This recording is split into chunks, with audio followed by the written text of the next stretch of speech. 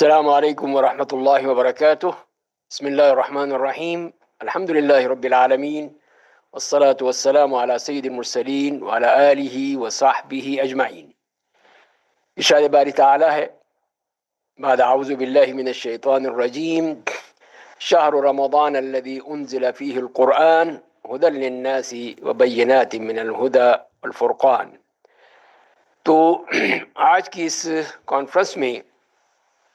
ہم جو بات کریں گے وہ ہے کہ نبی کریم صلی اللہ علیہ وسلم کا رمضان کیسا ہوتا تھا،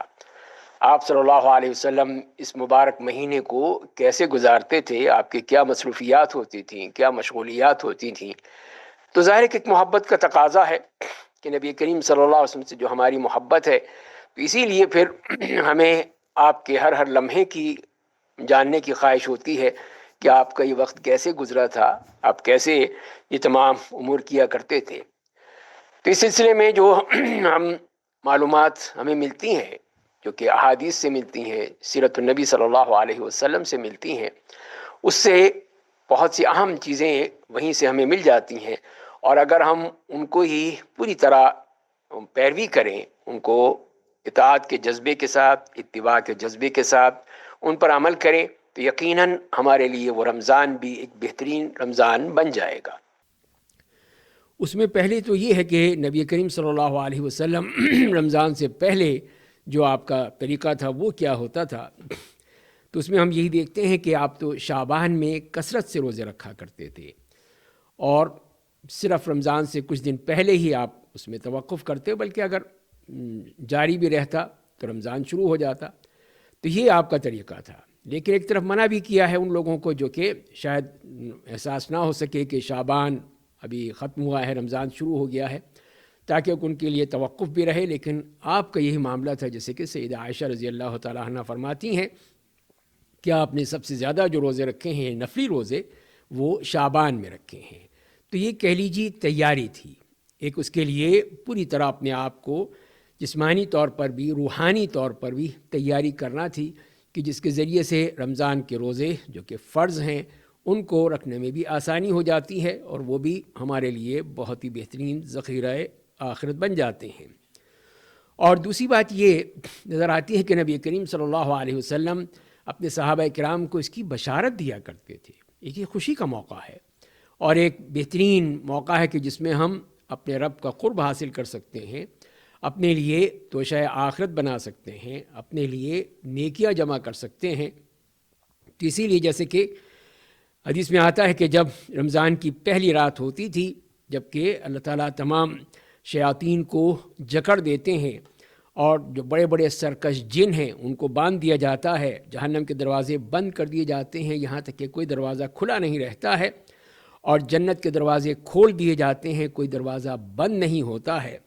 اور پھر فرمائے کہ ایک پکارنے والا پکارتا ہے کہ یا باغی الخیر اقبل و یا باغی الشر اقصر،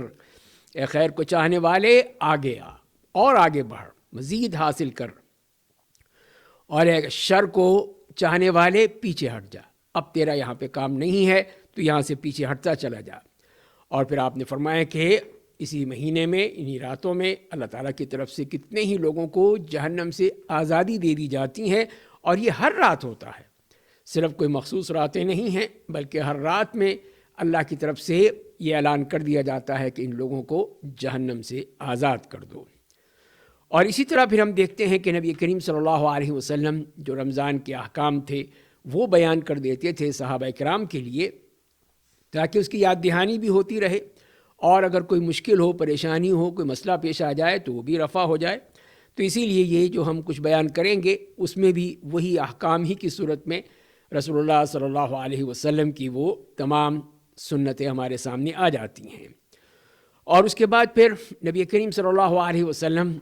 رمضان جب شروع ہوتا تھا تو وہ اسی وقت شروع کرتے تھے جب کہ اس کے رویت جو ہے وہ پوری طرح ثابت ہو جائے۔ اگر ایک شاہد ہے، ایک گواہ ہے، تب بھی ہے، جس سے یہ معلوم ہو جائے کہ شعبان کا مہینہ پورا ہو چکا ہے اور رمضان کا مہینہ شروع ہو چکا ہے، اور پھر وہ رمضان کے روزے شروع ہو جاتے تھے۔ تو آپ بھی روزہ رکھنے کی تیاری شروع کر دیتے، اور اسی طرح صحابہ اکرام کو بھی حکم دیتے کہ وہ روزہ رکھنا شروع کر دیں تاکہ اس کا جو استقبال ہے وہ بہترین انداز سے ہو جائے۔ اب آئیے دیکھیے کہ رمضان میں پھر کیا کیفیت ہوتی تھی، اس میں کیا احوال تھے آپ کے۔ تو نبی کریم صلی اللہ علیہ وسلم کے ہی روزے ظاہر ہے کہ فرض ہیں، اس میں کسی قسم کی کوئی بھی کوتاہی تو ہو نہیں سکتی ہے اور نہ ہی اس میں پس و پیش ہو سکتی ہیں۔ تو نبی کریم صلی اللہ علیہ وسلم تو جو ہمارے لیے اسوہ حسنہ ہیں، اور ان کا پھر رمضان کا روزہ کیا بہترین نظارہ ہوگا۔ اس میں پہلی بات ہی وہ سحری کی بات آتی ہے کہ وہ سحور جسے کہا جاتا تھا، تو آپ کا طریقہ یہی تھا کہ آپ سحری ذرا تاخیر سے کیا کرتے تھے۔ یہ نہیں ہے کہ رات ہی میں کر لی ہے، شروع رات میں کر لی، آدھی رات میں کر لی، جب بھی سونے کا ارادہ ہوا تو ہم کر لیں، ایسا نہیں ہے۔ نبی کریم صلی اللہ علیہ وسلم اس کو مؤخر کیا کرتے تھے، اور اس کے بعد پھر جب کہ فجر کا وقت ہو جاتا تھا تبھی اس کو ختم کر کے آپ فجر کے لیے تشریف لے جاتے تھے۔ اور دوسری بات یہ ہے کہ آپ اس میں کیا تناول فرماتے تھے، تو کہیں کوئی تازہ کھجور آ گئی، رطب جسے کہتے ہیں، یا پرانی کھجوریں تمر کی صورت میں ہیں، پانی ہے، دودھ ہے، یہ چیزیں تھیں آپ کی، جو کہ بہت ہی یعنی کہہ لی تواضع کے ساتھ، پورے زہد کے ساتھ تو وہ استعمال کیا کرتے تھے۔ ہماری طرح نہیں، ہم جو انواع و اقسام کے کھانے تیار کرواتے ہیں اور کر کے رکھتے ہیں اور پھر اس کو سحری میں کھاتے ہیں تاکہ ہم پورے دن کا ہی جتنا بھی ذخیرہ ہے وہ اپنے پیٹ میں، اپنے معدے میں بھر لیں۔ تو یہ دیکھ لیجیے کہ نبی کریم صلی اللہ علیہ وسلم کی سنت کے بالکل ہی برخلاف ہے، اور آپ صلی اللہ علیہ وسلم نے ایسا کوئی اہتمام نہیں کیا۔ جو کچھ میسر ہوتا تھا، چاہے وہ پانی کا ایک چند قطرے ہی کیوں نہ ہوں، کوئی روٹی کے ٹکڑے ہی کیوں نہ ہوں، چند کھجوریں ہی کیوں نہ ہوں، آپ نے اس سے سحری فرما لی۔ اور اس میں جو برکت رکھی ہے، یقیناً وہ برکت جو ہے وہ روزے دار کے کام آتی ہے، اور وہ روزے دار جو ہے اس میں کوئی پریشانی نہیں ہوتی۔ تو اس طرح یہ سحری کا معاملہ جیسے کہ میں نے عرض کیا۔ اس کے بعد پھر ہے کہ افطار کا معاملہ آتا ہے، تو افطار میں بھی آپ اس کے لیے دعا کیا کرتے تھے کہ ذهب الظمأ وابتلت العروق وثبت الاجر ان شاء اللہ۔ تو یہ وہ دعا ہے کہ جو کہ نبی کریم صلی اللہ علیہ وسلم سے مسنون ہے کہ پیاس بھی ختم ہو گئی، رگیں تر ہو گئیں، اجر بھی ثابت ہو گیا۔ تو یہ یقینی کیفیت ہم یہی سمجھتے ہیں، اور یہی ہمارے اندر ہونی چاہیے، اللہ تعالیٰ سے یہ خوشگمانی کہ ہمارا یہ اجر جو ہے وہ لکھا گیا، اب اسی کے مطابق ہی وہ اجر ہمارے صحیفہ اعمال میں مرتب ہو گیا ہوگا۔ تیسری بات یہ ہے کہ نبی کریم صلی اللہ علیہ وسلم روزے کی حالت میں بھی مسواک کیا کرتے تھے،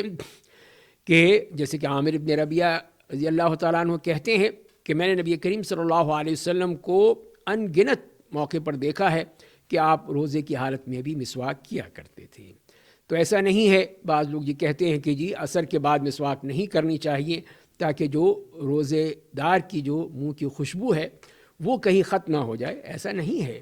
وہ تو اللہ کی طرف سے ہے، اور وہ اس کے لیے خوشبو جو ہے اگر بو بھی محسوس ہوتی ہیں تو وہ بھی اللہ تعالیٰ خوشبو میں بدل دیں گے۔ تو لہذا مسواک کرنا اپنی جگہ پر ہے، وہ مسواک کرنی چاہیے، خاص طور پہ نمازوں کے ساتھ وضو جب کرتے ہیں اس میں یہ مسواک ہونی چاہیے۔ پھر ہم دیکھتے ہیں کہ نبی کریم صلی اللہ علیہ وسلم نے روزے کی حالت میں بھی غسل فرمایا ہے۔ جبکہ ایک دفعہ آپ سفر میں تھے تو آپ نے اپنے سر پر پانی ڈالا، جبکہ آپ روزے سے تھے، تو اس سے بھی ایک طرح سے ایک ٹھنڈک محسوس ہوتی ہے، خاص سخت گرمی کے موسم میں اور سخت ایسے گرم موسم میں، گرم ماحول میں، تو یہ ٹھنڈا پانی جو ہے یہ یقیناً انسان کو ایک تازگی دیتا ہے، اور اس سے بھی احساس ہوتا ہے پھر وہ اگر پیاس بھی ہے تو اس میں بھی اس کا کچھ نہ کچھ فائدہ ہو جاتا ہے کہ جسم کو یہ ٹھنڈک محسوس ہو جاتی ہے۔ تو نبی کریم صلی اللہ علیہ وسلم نے اس طرح غسل فرمایا ہے، سر پہ پانی ڈالا ہے، اس سے کوئی حرج نہیں ہے۔ اور یہ ایک اور چیز جو ہم نبی کریم صلی اللہ علیہ وسلم کے ہاں دیکھتے ہیں وہی ہے کہ روزوں کو مسلسل جاری رکھنا، جس کو وصال کہا جاتا ہے، کہ جیسے سیدنا انس ابن مالک رضی اللہ تعالیٰ عنہ فرماتے ہیں کہ نبی کریم صلی اللہ علیہ وسلم نے فرمایا کہ لا تواصلوا، تو صحابہ کرام کو منع کیا آپ نے کہ تم اس طرح مت کرو کہ مسلسل روزے رکھو، یعنی کہ صرف سحری کی اور اس کے بعد پھر چلتے رہے اگلی سحری تک، اس طرح پورے 24 گھنٹے کا روزہ ہو جاتا تھا۔ تو صحابہ نے کہا کہ یا رسول اللہ آپ تو رکھتے ہیں، آپ تو یہ اس طرح وصال صوم کرتے ہیں، تو آپ نے فرمایا کہ میں تمہاری طرح نہیں ہوں، میرا معاملہ تم سے مختلف ہے، مجھے میرا رب کھلاتا ہے پلاتا ہے، تو لہذا پھر اس سے معلوم ہوا کہ یہ آپ کا ایک طریقہ تھا جو آپ کیا کرتے تھے، لیکن صحابہ کرام کو آپ نے اس سے منع کیا، کہا کہ تم اسی طرح روزہ رکھو کہ سحری کرو اور افطار کرو، اس کو مسلسل جاری مت رکھو۔ اسی طرح ہم دیکھتے ہیں کہ نبی کریم صلی اللہ علیہ وسلم نے رمضان کے مہینے میں ہی کتنے ہی سفر کیے ہیں، اور اس میں بعض آپ کے جو سفر تھے اس میں افطار بھی کیا ہے، یعنی روزہ نہیں رکھا ہے، اور بعض میں آپ نے روزہ رکھا بھی ہے۔ تو دونوں ہی چیزیں ثابت ہیں، جیسے کہ ابن عباس رضی اللہ تعالیٰ عنہ فرماتے ہیں کہ رسول اللہ صلی اللہ علیہ وسلم نے رمضان میں سفر کیا اور آپ روزے سے تھے، لوگوں نے بھی آپ کے ساتھ روزہ رکھا اور وہ بھی سب روزے ہی میں تھے، یہاں تک کہ عصفان کا ایک مقام ہے مکے سے پہلے، وہاں جب پہنچے تو پھر آپ نے پانی منگوایا اور پانی پی کر آپ نے کہا کہ تاکہ یہ بتا دیں کہ آپ نے یہ روزہ اپنا جو ہے وہ جاری نہیں رکھا بلکہ اس کو ختم کر دیا ہے۔ اور ابن عباس یہی کہا کرتے تھے کہ نبی کریم صلی اللہ علیہ وسلم نے سفر میں روزہ رکھا بھی ہے اور افطار بھی کیا ہے، تو جو چاہے روزہ رکھ لے، جو چاہے چھوڑ دے، دونوں طرح ہی آتا ہے۔ اور اسی لیے امام القیم رحمہ اللہ یہی کہتے ہیں کہ یہ نبی کریم صلی اللہ علیہ وسلم کا کوئی ایسا طریقہ نہیں تھا یا ایسی کوئی آپ کی عادت نہیں تھی کہ خاص کوئی اس کے لیے مسافت مقرر کر دی گئی ہو، ایسا نہیں ہے۔ تو سفر جو سفر کی عرف میں ہے، سفر کہا جا سکتا ہے اس کو، تو اس میں پھر دونوں چیزیں جائز ہیں۔ اور یہ بھی دیکھ لیجئے کہ موسم کا بھی معاملہ ہے، جیسے کہ سردیوں کا موسم ہے تو سردیوں میں جب پیاس کا اتنا احساس ہوتا ہے نہ بھوک کا، اب اس میں روزہ رکھنا آسان ہے، اگر سفر میں کسی نے رکھ لیا ہے تو اس کو ہم منع نہیں کر سکتے۔ لیکن گرمیوں میں، گرم موسم میں، وہاں ظاہر ہے کہ پیاس بھی لگے گی اور دن بھی بڑا ہوگا، تو اس میں اگر آدمی کو کسی قسم کی شدت محسوس ہوتی ہے، پیاس محسوس ہوتی ہے، تو وہ اگر روزہ نہ رکھے تو اس کے لیے رخصت موجود ہے، جیسے کہ قرآن نے بھی بتایا اور نبی کریم صلی اللہ علیہ وسلم سے بھی ثابت ہے کہ اس طرح آپ نے بعض دفعہ اپنے روزے کو جاری نہیں رکھا اور اسے ختم کر دیا۔ تو اس طرح پھر رمضان کے جو روزے ہیں وہ ان کا اختتام بھی اسی طرح ہوگا رؤیت ہلال کے ذریعے سے، کہ وہ پھر صحیح طور پہ ثابت ہو جائے کہ رمضان کے روزے مکمل ہو چکے ہیں، چاہے وہ 29 کے ہوں یا 30 کے ہوں، اور اس کے بعد پھر وہ عید کا وقت آ جاتا ہے۔ تو اسی لیے جیسے آپ نے کہا ہے کہ صوموا لرؤیتہ وافطروا لرؤیتہ، کہ اس کا روزہ بھی تم شروع کرو تو اس کو دیکھ کر، چاند کو دیکھ کر، اور جب تم اس کو ختم کرو تو بھی چاند سے دیکھ کر، تاکہ یہ ثابت ہو جائے اور صحیح طور پر متعین ہو جائے کہ اب یہ مہینہ مکمل ہو چکا ہے، ہم اس سے فارغ ہو کے دوسرے مہینے میں داخل ہو چکے ہیں۔ اب اس کے علاوہ اور دیکھیے رمضان کے اس مہینے میں جو آپ کے اور مزید جو آپ کے مصروفیات تھیں، اس میں ہم دیکھتے ہیں تو قیام اللیل، کہ رمضان کے مہینے میں آپ قیام اللیل کیا کرتے تھے، اور اس میں یہ بات واضح تھی کہ آپ کے یہ قیام اللیل 11 یا 13 رکعت سے زیادہ نہیں ہوتا تھا، تو آپ اس میں اسی طریقے کے مطابق، جیسے کہ سیدہ عائشہ رضی اللہ تعالیٰ عنہ فرماتی ہیں کہ نبی کریم صلی اللہ علیہ وسلم کے رمضان کا مہینہ ہو یا اس کے علاوہ بھی دوسرے ایام ہوں، اس میں آپ نے 11 رکعت سے زیادہ نماز نہیں پڑھی ہے، رکعتیں نہیں پڑھی ہیں۔ اور یہ دوسری حدیث میں آتا ہے کہ آپ نے کئی دفعہ 13 رکعت پڑھ لی ہیں۔ اس طرح پھر وہ نبی کریم صلی اللہ علیہ وسلم کی یہی وہ قیام اللیل ہوا کرتا تھا جو آپ پڑھتے تھے۔ اور یہ بھی ہے کہ آپ نے پوری رات نہیں گزاری اس میں، کہ ساری رات آپ پڑھتے رہے ہوں، ایسا نہیں ہے۔ اور نہ ہی یہ ہے کہ وہ تلاوت قرآن جو ہے وہ پوری ساری رات پڑھتے رہے ہیں۔ اور جیسے کہ سیدہ عائشہ رضی اللہ تعالیٰ عنہ فرماتی ہیں کہ میں نہیں جانتی کہ نبی کریم صلی اللہ علیہ وسلم نے کبھی بھی قرآن کریم پورا قرآن ایک رات میں پڑھا ہو، اور نہ ہی یہ میں نے دیکھا ہے کہ آپ نے ساری رات نماز پڑھی ہو یہاں تک کہ صبح ہو جائے، اور نہ ہی میں نے یہ دیکھا ہے کہ آپ نے رمضان کے علاوہ اور کسی مہینے میں سارے مہینے روزے رکھے ہوں۔ ایسی یہ تینوں چیزیں آپ سے ثابت نہیں ہیں۔ اس کا مطلب یہی ہوا کہ آپ نے جو بھی ہو سکے، تاکہ ہمارے لیے ایک وہ نمونہ بن گئے ہیں کہ نہ تو یہ ہو سکتا ہے کہ ہم ساری رات نماز پڑھیں، اور ظاہر ہے کہ انسان ہے تھک جاتا ہے، تو نبی کریم صلی اللہ علیہ وسلم کا بھی جو اسوہ حسنہ ہے اس سے بھی یہی معلوم ہوتا ہے کہ آپ نے اس طرح ساری رات قیام اللیل نہیں کیا، اس کا ایک وقت تھا، طریقہ تھا آپ کا، کہ آپ کچھ دیر پڑھتے تھے، پھر آرام فرماتے، پھر پڑھتے، پھر آرام فرماتے، خاصا لمبی راتوں میں جو سردیوں کی راتیں ہوتی ہیں تو اس کو مختلف اجزاء میں تقسیم کر کے آپ قیام اللیل کیا کرتے تھے۔ اور یہ بھی ہم نے دیکھا رمضان کی ان راتوں میں کہ نبی کریم صلی اللہ علیہ وسلم اپنے اکیلے ہی منفرد انداز میں آپ قیام اللیل کیا کرتے تھے۔ آپ نے چند راتیں جو ہیں وہ پڑھی ہیں تو لوگ صحابہ اکرام آ گئے، اور لیکن پھر آپ نے فرما دیا کہ اگر یہ میں نے اس کو جاری رکھا تو یہ نہ ہو جائے کہ تم پر فرض ہو جائیں اور تم پھر اس کو ادا نہ کر سکو۔ تو یہ ہمارے لیے شفقت تھی آپ کی مہربانی تھی کہ آپ نے اس چیز کو ہمارے خیال رکھا۔ تو اسی لیے پھر آپ نے چند راتیں پڑھی، اس کے بعد پھر آپ نے وہ باقاعدہ تراویح نہیں پڑھی جماعت کے ساتھ، بلکہ آپ خود اپنے ہی گھر میں کمرے میں ہی آرام سے آپ پڑھا کرتے تھے اپنے حجرہ مبارک میں۔ اور اسی لیے اس میں لمبی بھی کر سکتے تھے، ظاہر ہے جب لوگ زیادہ ہوں گے تو لمبی قیام نہیں ہو سکتا، لمبا قیام نہیں ہو سکتا، لمبی تلاوت نہیں ہو سکتی، تو اسی لیے آپ پڑھتے تھے۔ اور اس میں طویل بھی ہو سکتا تھا قیام اللیل، لمبا بھی ہو سکتا تھا، جیسے کہ سیدہ عائشہ رضی اللہ تعالی عنہا سے جب پوچھا گیا کہ آپ کا قیام اللیل کیسا ہوتا تھا تو یہ فرماتی ہیں کہ نبی کریم صلی اللہ علیہ وسلم رمضان یا اس کے علاوہ بھی 11 رکعت سے زیادہ نہیں پڑھتے تھے، اور پھر فرماتی ہیں کہ 4 رکعت آپ پہلے جب پڑھتے تھے تو مت پوچھو کہ ان کا کیا حسن ہوتا تھا، کیا اس کی طوالت ہوتی تھی، اور اسی طرح پھر 4 رکعت پڑھتے تھے وہ بھی اسی طرح کہ ان کی طوالت، ان کا حسن، ان کا طریقہ کتنا خوبصورت ہوتا تھا، اور اس کے بعد پھر وہ 3 رکعت پڑھ لیتے تھے۔ اور پھر کہتی ہیں کہ میں نے پوچھا کہ یا رسول اللہ کہ کیا آپ وطر پڑھنے سے پہلے سو جاتے ہیں؟ تو آپ نے فرمایا کہ اے عائشہ ان عینی یتنامان ولا ینام قلبی، کہ میری تو آنکھیں سوتی ہیں، میرا دل جو ہے وہ سوتا نہیں ہے، وہ جاگتا رہتا ہے۔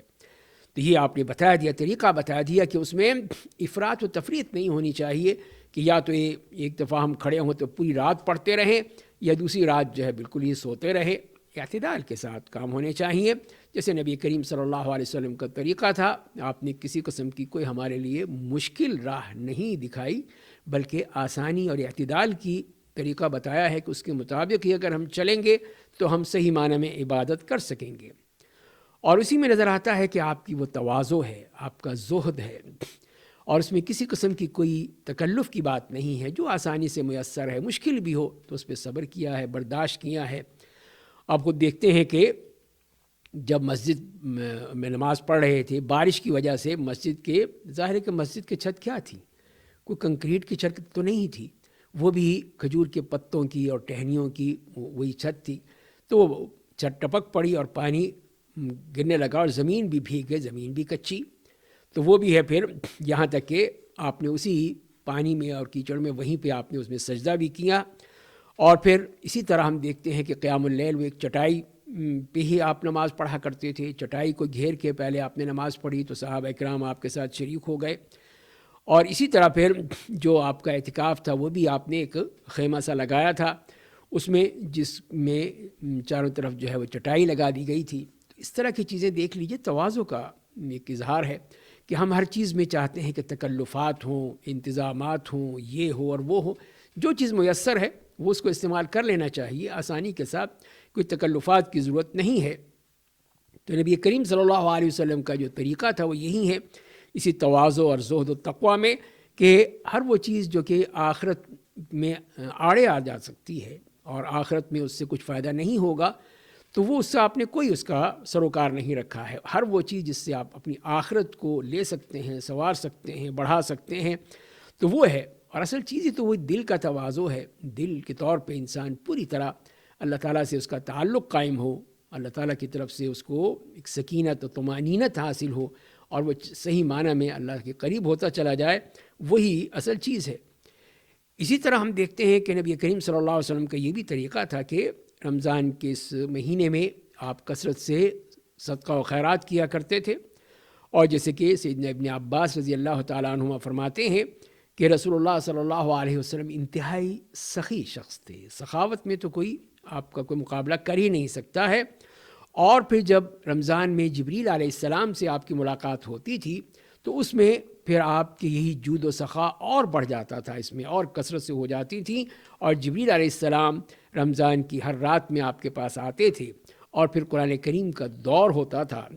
اس کا مطلب فیدارسہ القرآن سے مراد یہ ہے کہ جبریل علیہ السلام بھی پڑھتے تھے، آپ بھی پڑھتے تھے، اور دونوں مل کے اس کا مذاکرہ اور دور کیا کرتے تھے. اور فرماتے ہیں کہ رسول اللہ صلی اللہ علیہ وسلم اس وقت جب کہ جبریل علیہ السلام سے آپ کی ملاقات جاری ہوتی تھی، اس وقت اتنی جود و سخا کا یہ عالم تھا کہ تیز آندھی کی مانند کہ کوئی چیز آپ کے ہاتھ میں باقی نہیں رہتی تھی، سب اللہ کی راہ میں دے دیا کرتے تھے. تو یہی جو قرآن کریم سے جو آپ کا ایک تعلق ہے وہ بھی جبریل علیہ السلام کے ذریعے سے، اسی کی جو روحانیت ہے اسی کی وجہ ہی سے یہ چیز جو ہے اپنے پورے عروج پر پہنچ گئی تھی. تو لہذا پھر یہی چیز ہے. پھر اسی میں ہم دیکھتے ہیں کہ رمضان کے اسی مہینے میں نبی کریم صلی اللہ علیہ وسلم نے جہاد کا موقع آیا تو جہاد بھی کیا ہے، چاہے وہ غزوہ بدر جو کہ رمضان میں ہوا، غزوہ فتح مکہ جو ہے وہ بھی رمضان میں ہوا. تو یہ دو غزوات جو ہیں وہ رمضان کے مہینے میں ہوئے. اس میں بھی آپ نے کوئی تعامل نہیں کیا، اللہ کا حکم آ گیا تو آپ نے پھر ان غزوات میں شریک ہوا اور جہاد فی سبیل اللہ کا فریضہ بھی انجام دیا. اور اس کے علاوہ بھی کتنے ہی اس کے لشکر ہیں، کتنے ہی ایسے قافلے ہیں جو کہ آپ نے رمضان کے مہینے میں ہی بھیجے ہیں اور ان کے ذریعے سے جہاد فی سبیل اللہ کا کام کیا ہے. تو لہذا اس میں ہمارے لیے سبق یہی ہے کہ رمضان کو اپنے لیے کٹھن نہ بنائیں، مشکل نہ بنائیں، بلکہ اس میں جو آسانی اللہ کی طرف سے ہے اس کو قبول کریں اور جو چیز مشکل ہے اس کو برداشت کر لیں. گرمی ہو تو اس میں اگر سختی بھی ہو سکتی ہے اور اس میں آدمی کو پریشانی بھی ہو سکتی ہے، لیکن اس کے ساتھ ساتھ جب تک کہ وہ اس میں برداشت ہوگا، تحمل ہوگا، تو وہی چیز جو ہے وہ پھر اس کے لیے آسانی کا باعث بنتی چلی جائے گی. اس لیے کہ تیسیر یا آسانی اللہ کی طرف سے ہوتی ہے. وہ ہم چاہے اپنے لیے کتنے ہی انتظامات کر لیں، وہ ہو سکتا ہے کہ وہ کام نہ کریں، ہو سکتا ہے وہ چیز ہمیں حاصل نہ ہو. تو لہذا آسانی کا معاملہ بھی اللہ ہی سے مانگنا چاہیے. اللہ تعالیٰ ہی وہ ہمارے لیے آسانی کا معاملہ کر دیتے ہیں اور اس طرح پھر ہم صحیح معنی میں ان روزوں سے فائدہ اٹھا سکتے ہیں. اور اسی میں جو اعتکاف کی بات بھی آئی کہ نبی کریم صلی اللہ علیہ وسلم رمضان کے آخری عشرے میں آپ نے اعتکاف کیا ہے اور آخری سال میں تو آپ نے 20 دن کا اعتکاف کیا ہے. تو اعتکاف میں بھی پھر آپ صلی اللہ علیہ وسلم کا طریقہ یہی تھا کہ آپ اپنی جو حجرہ بنایا تھا مسجد میں، اسی میں ہی آپ کا قیام رہتا تھا اور وہیں پہ عبادت ہے، تلاوت ہے، ذکر الہی ہے، نمازوں کا اہتمام ہے، سب کچھ وہیں پر ہو رہا ہے. اور اگر ضرورت ہوتی تھی جو کہ انسانی ضرورت ہے اسی میں ہی آپ باہر نکلتے تھے. گھر جانا ہے، کھانے کے لیے ہے یا قضاء حاجت کے لیے ہے یا اور کوئی جو ضرورت انسانی ہو سکتی ہے اس کے لیے جاتے تھے. اس کے علاوہ آپ مسجد میں ہی قیام آپ کا ہوتا تھا. جیسے کہ وہ آتا ہے کہ سیدہ صفیہ رضی اللہ تعالیٰ عنہ آئیں آپ سے کسی بات میں مشورہ کرنے کے لیے، تو آپ ان کو پہنچانے کے لیے اس میں ساتھ گئے ان کو، تاکہ ان کو ان کے گھر تک پہنچا کر آئیں. تو اس سے معلوم یہ ہوا کہ ایسی کوئی ضرورت پیش آ جائے تو اس کے لیے نکلا جا سکتا ہے، لیکن ضرورت ہونی چاہیے، بلا ضرورت نہیں ہے. اور پھر یہ بھی ہے کہ اسی اعتکاف میں بغیر کسی تکلف کے، نہ کھانے کے کوئی تکلفات ہیں، نہ اور کوئی آرام کی چیزوں کے اتنے تکلفات، جو میسر ہو وہ آدمی کر لے. اور اس لیے کہ اصل مقصد اسی اعتکاف کا وہ اللہ تعالیٰ کا قرب حاصل کرنا ہے اور اللہ تعالیٰ سے مناجات کرنی ہے، سرگوشیاں کرنی ہے، ذکر الہی کرنا ہے، تلاوت قرآن کرنی ہے، قیام اللیل کرنا ہے، لیلۃ القدر جو ہے وہ تلاش کرنی ہے. تو یہ ہیں اصل اس کے جو مقاصد ہیں. وہ اگر مقاصد کے بجائے ہم چاہیں کہ یہ ہمارے لیے کوئی انٹرٹینمنٹ کا ذریعہ بن جائے، کھانے پینے کا اس میں عیاشی شروع ہو جائے، ہم جو ہے اس میں بیٹھ کے یہی طرح طرح کے کھانے منگواتے رہیں، تو بتائیے وہ اعتکاف کیا ہوگا؟ وہ اعتکاف تو نہیں ہوگا نا. تو اسی میں بھی ہمارے سامنے نبی کریم صلی اللہ علیہ وسلم کا اسوہ حسنہ رہنا چاہیے کہ اس اعتکاف کو بھی ہم صرف اعتکاف کو مقام دیں، اس کے لیے اپنے لیے کوئی سہولتوں اور عیاشی کا درجہ نہ دیں. تو ورنہ تو پھر وہ ظاہر ہے کہ اعتکاف نہیں رہے گا، وہ تو پھر کچھ اور ہی بن جائے گا. تو لہذا پھر ہمیں اس بات کا پورا خیال رکھنا چاہیے کہ نبی کریم صلی اللہ علیہ وسلم کی جتنی بھی سنتیں ہیں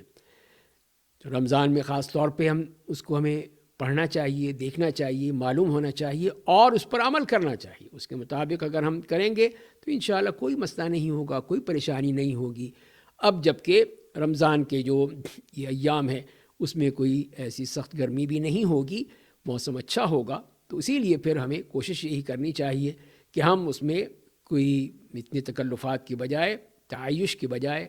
اور زہد و تقویٰ کے ساتھ گزاریں، تو یہی رمضان جو ہے ہمارا بہترین رمضان بن جائے گا، اور پھر نبی کریم صلی اللہ علیہ وسلم کی سنت کے مطابق ہو جائے گا، اور وہی سنت جو ہے ہمارے لیے اللہ کے ہاں بہترین توشہ آخرت بنا سکتی ہے، وہی ہمارے کام آ سکتا ہے۔ اللہ تعالیٰ مجھے بھی اور آپ سب کو اس بات کی توفیق عطا فرمائے کہ ہم